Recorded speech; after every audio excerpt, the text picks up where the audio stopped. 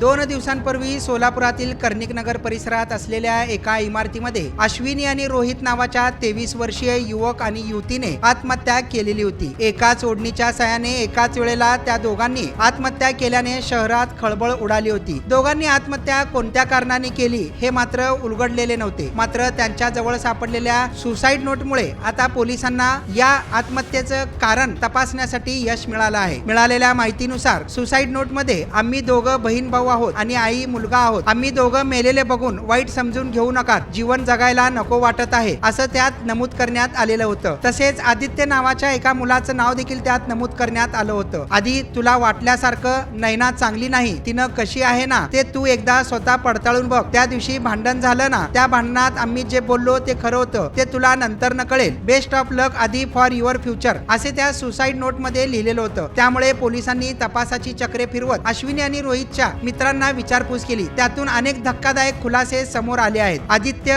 राज व रोहित हे तिघे जण शालेय जीवनापासून मित्र होते। आदित्य व अश्विनी 5 वर्षांपासून प्रेमात होते। त्याचा प्रेमभंग झाल्यानंतर आदित्य 1.5 वर्षांपासून नैना नावाच्या मुलीबरोबर राहू लागला। त्यांनी लग्न करायचे ठरवले होते, पण अश्विनी खूप दुखावली होती। आदित्यला दूर होण्यात नैना जबाबदार असल्याचे अश्विनीला वाटत होते। त्यांच्यात मध्यस्थी करण्याचा प्रयत्न राज व गौरी हे मित्र करत होते। यासाठी आठवड्यापूर्वी सर्वजण एकत्र भेटले देखील गैरसमज दूर करण्याचा प्रयत्न केला, पण आदित्यने नकार दिल्याने याच नैराश्यातून अश्विनी ही आत्महत्या करण्यास तयार झाली। मात्र अश्विनीला बहीण आणि आई समजणारा रोहित, अश्विनी माझी आई आणि बहीण समान आहे, तीच जर या जीवनात राहत नसेल तर मी ही काय करायचं। त्यामुळे दोघांनी एकाच वेळेला आत्महत्या करण्याचा निर्णय घेत टोकाचं पाऊल उचलत आत्महत्या केल्याचं पोलिसांच्या तपासात स्पष्ट झालं आहे।